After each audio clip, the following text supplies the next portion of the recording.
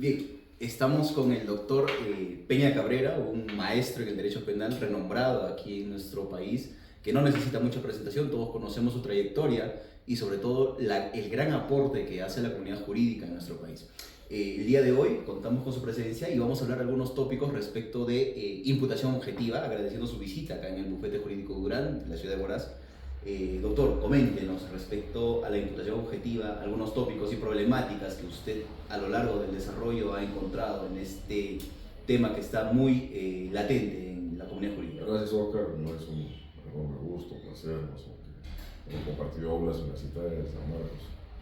Tú operativizas el derecho y lo llevas a la praxis, ¿no? Lo que yo he entendido en los últimos tiempos, que esta vasta teoría, que todos estos conceptos, que los tenemos compilados en diversas literaturas, al margen de que llevan una sistemática y se plasman en estas páginas que también llevan a la virtualidad, su enorme importancia toma lugar cuando tienen la posibilidad de los operadores jurídicos de resolver las causas penales. Y yo entendí hace mucho tiempo atrás, cuando uno va cultivando la ciencia del derecho penal, que esta tiene que realizarse a partir de principios filosóficos, programáticos, y esos están en la Constitución. Si entendemos ello, y que significa que las libertades constituyen el bien jurídico más importante después de la vida humana, y sabemos perfectamente nosotros, como operadores jurídicos, que única y estrictamente en un Estado constitucional de derecho a una persona solamente se le puede privar de su libertad vía una sentencia judicial de condena o las medidas de coerción a fin de averiguar la verdad, de esclarecer los hechos en materia de imputación. Empezamos por ello, ¿no? Que esa imputación versa única y estrictamente sobre un hecho jurídico penalmente relevante. Esa conducta la desdoblamos en dos valoraciones, en una valoración social y normativa. Tenemos que tener muy en cuenta que al margen que las tipificaciones penales que se encuentran contenidas en la parte especial y las leyes penales especiales, no podemos llevar a la literalidad o a la formalidad normativa, sino nos tenemos que penetrar o escudriñar a conceptos materiales, entender que los comportamientos que son objeto de una selección, Oscar, que son llevados a las codificaciones penales, parten de una trascendencia que va más allá de la legalidad, sino de la lesividad. Y por otro lado, que esto es normativizado entonces, y de ahí que un primer peldaño que tenemos que definir si este comportamiento puede ser que encaje en el tipo de un punto de vista formal, literal, pero que no sea finalmente una conducta jurídico-penalmente relevante porque es socialmente admitida. Dicho esto, dentro de los diversos roles que ejercemos en la sociedad. A partir de ello, consideré al momento que uno se va involucrando en el desarrollo de esta fastuosa teoría de la imputación objetiva, que ya son varias décadas que se fue evolucionando en Alemania, inclusive en el derecho civil, y que Roxin y otros funcionalistas le dieron un cuerpo muy importante y tenía como base inclusive la teoría de la adecuación social de Hans Belzer, ¿no?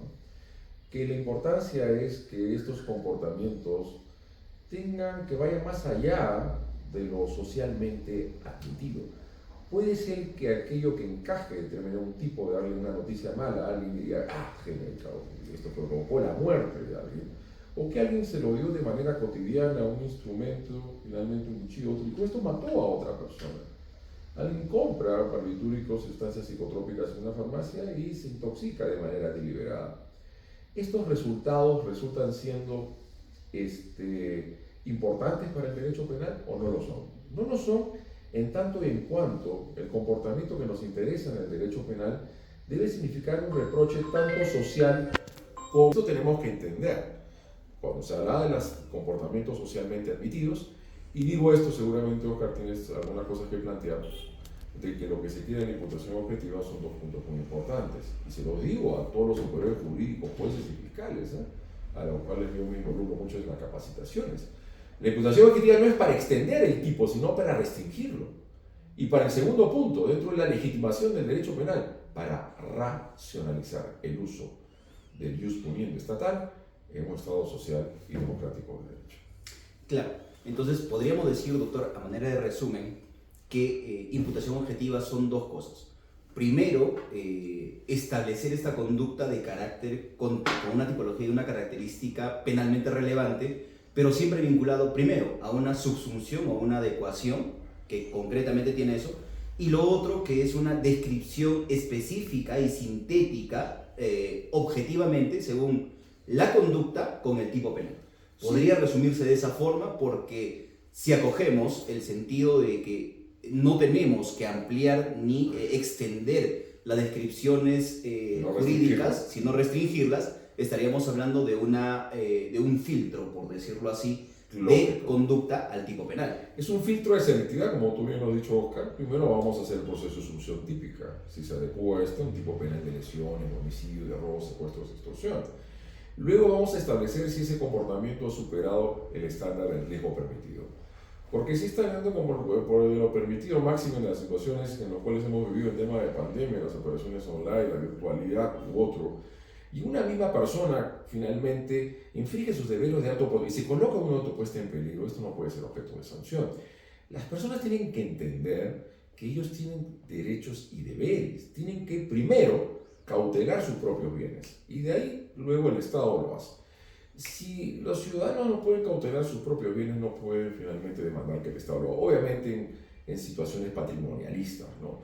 Porque evidentemente al Estado de Seguridad Ciudadana, ante las personas que podemos ser sujetos pasivos de un delito, el Estado tiene la obligación de proveernos de seguridad.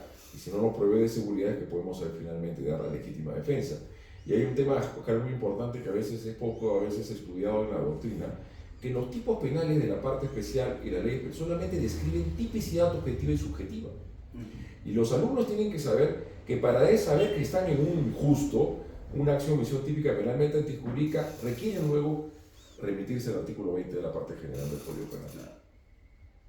Sí, justo ahí nosotros llegábamos a un tema que se va a resumir en algo muy sencillo, que esta descripción típica propiamente estaríamos hablando de imputación objetiva y se va a resumir a él, ¿no? Ahora, el tema de la autopuesta en peligro, ya la Corte Suprema también lo ha establecido, los tribunales internacionales incluso, que hay un deber de cuidado propio o autónomo.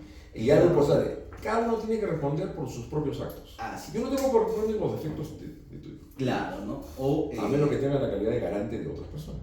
Claro, que estaríamos entrando a otro escenario, ¿no? Lógico. Muy bien, doctor. Importante, yo digo, porque estamos ante contextos de coyunturas sociológicas y mediáticas muy fuertes. Y doy dos ejemplos. Es la señorita o la dama que tiene una relación amorosa, que es inclusive la consorte de una persona que se dedica a la microcomercialización. Claro. Se produce una intervención policial y la encuentra. ¿Cuál es su imputación? Haber estado a su costado. Claro. Tener una relación sentimental con alguien que se dedica a cometer delitos no es constitutivo de ningún hecho punible. Claro. Inclusive el cocinero que sabe que estas personas se dedican al tráfico ilícito de drogas y su única labor y función es prepararle la olla, es decir, los buenos finalmente potajes, están en conductas socialmente permitidas. Por más que él sepa, ¿por qué?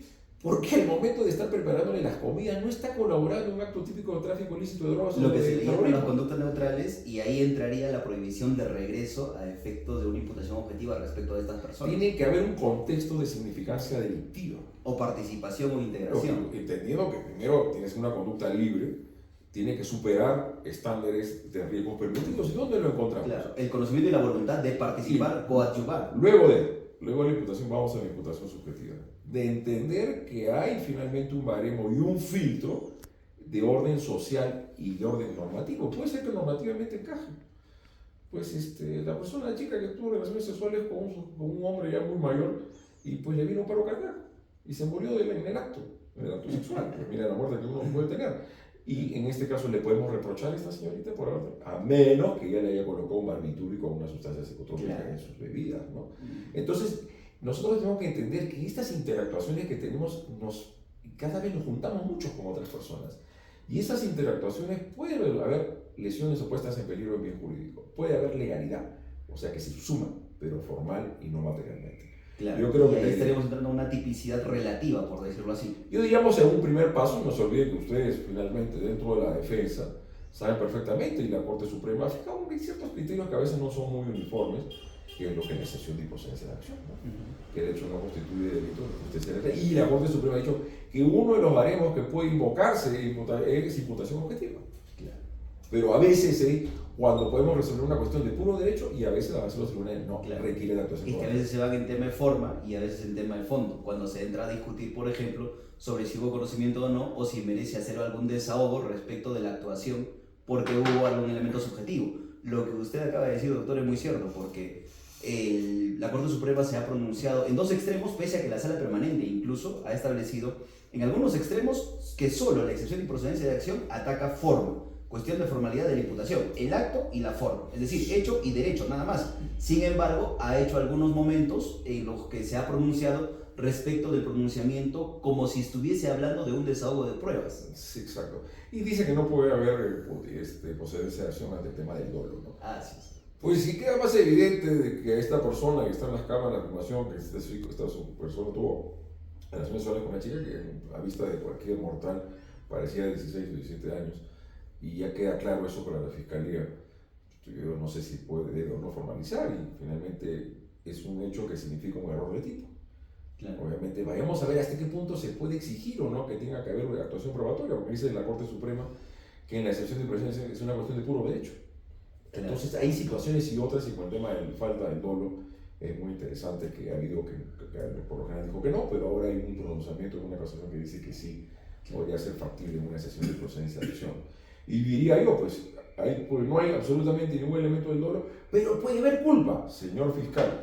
Ese tipo penal Es eminentemente doloso. no es incriminable a título de culpa. Claro, No hay entonces más. no podría ser más. La infracción del deber respectivo de cuidado, la negligencia o la imprudencia solamente es O la prototipo impericia y para propio culpa. de delitos contra bienes jurídicos fundamentales, según los delitos contra la administración, salud pública, contaminación ambiental y otros. Claro, y por lo tanto Y lo otro, de la esfera. y también a veces delimitar entre el injusto funcional o los delitos funcionales y las desobediencias administrativas o las infracciones disciplinarias, ¿no?